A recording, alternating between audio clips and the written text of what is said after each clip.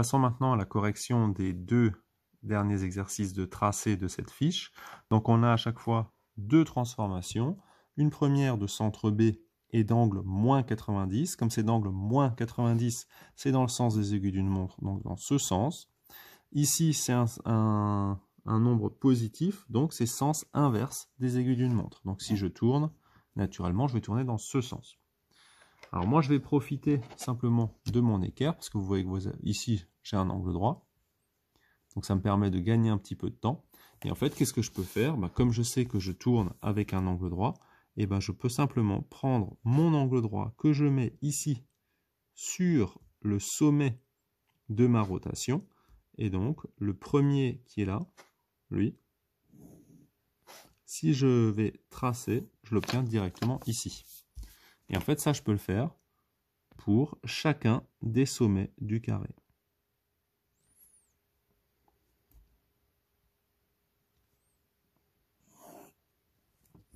Donc, je fais attention à ne pas bouger l'équerre. Voilà. Je vais le faire pour le prochain. Alors évidemment, on pourrait utiliser aussi la méthode qu'on avait vue dans la feuille précédente. Moi, j'utilise cette méthode-là parce qu'il se trouve que j'ai une valeur sympathique. Si j'avais eu autre chose que 90, évidemment, c'était un peu plus délicat. Avec mon équerre, moi, je pourrais utiliser cette même méthode avec l'angle de 30, puisque c'est noté ici, et l'angle de 60, puisque c'est noté ici. Alors attention, toutes les équerres n'ont pas 30, 60 et 90. Donc il faut se méfier un petit peu, il ne faut pas me faire dire ce que je n'ai pas dit. Donc ici, par contre, il faut repérer quelles sont à chaque fois les demi-droites qui vous intéressent. Donc si je prends la longueur qui est ici, je la reporte évidemment sur la demi-droite qui m'intéresse. Deuxième valeur ici.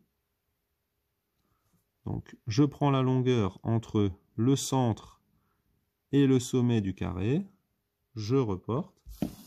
Si comme ici la demi-droite n'est pas assez longue, comme c'est une demi-droite, évidemment vous savez qu'elle est infinie, donc pas hésiter à la prolonger.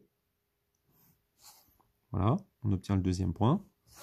On continue.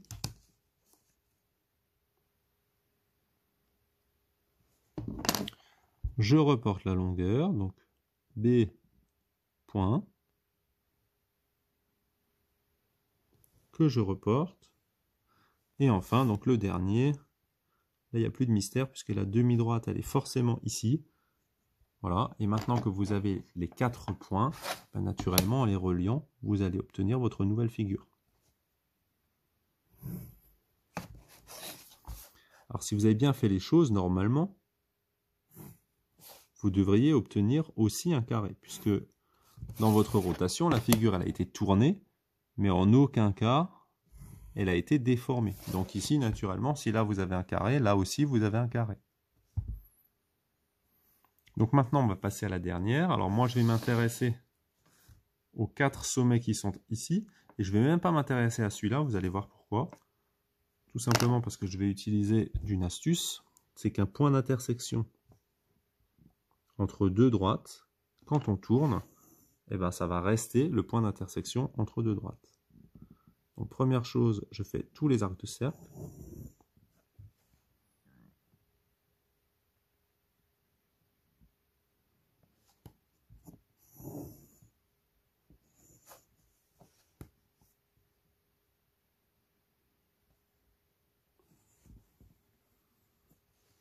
Et une fois que j'ai fait mes arcs du cercle, qu'est-ce que je vais chercher? Moi, je vais chercher simplement le 45 degrés. Alors, si vous avez comme moi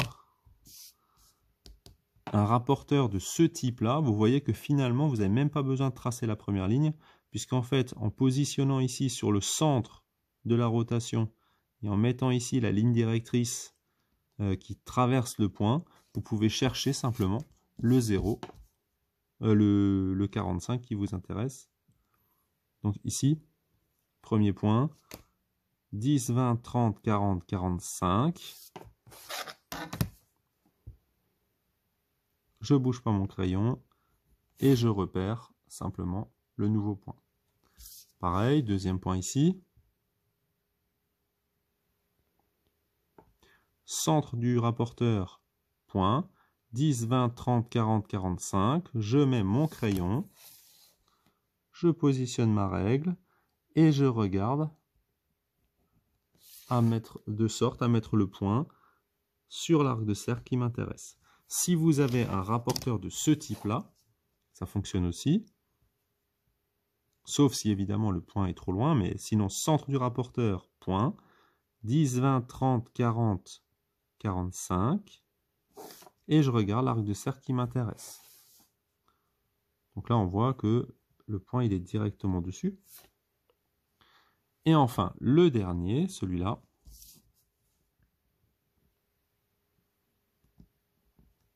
« 10, 20, 30, 40, 45. »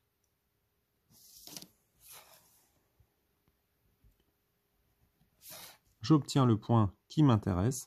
Et donc maintenant, naturellement, en reliant l'ensemble des points comme il se doit, vous voyez la figure qui finalement se construit toute seule. Et le point d'intersection, naturellement, reste un point d'intersection. Donc vous avez bien la figure finale qui est la même que la figure initiale, simplement tournée autour du point A avec un angle de 45 degrés.